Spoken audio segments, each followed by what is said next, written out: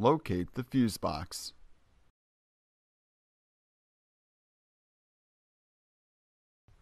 Push the tab and pull to remove the cover.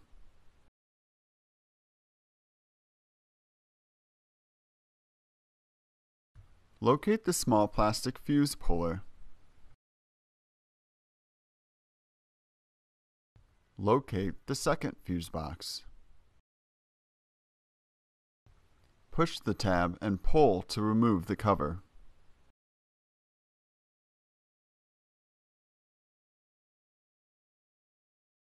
Find the section on fuses in your owner's manual, which will typically be listed in the index.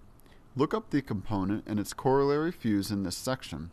In this example, we are looking for the fuse for the left rear turn signal, which is a blue 15 amp fuse located in position 31. Look inside the fuse box cover and determine where position 31 is. Next, find that fuse in the fuse box. Remember, in this example, it should be a blue 15 amp fuse. Secure the cover on the second fuse box. Secure the cover on the fuse box.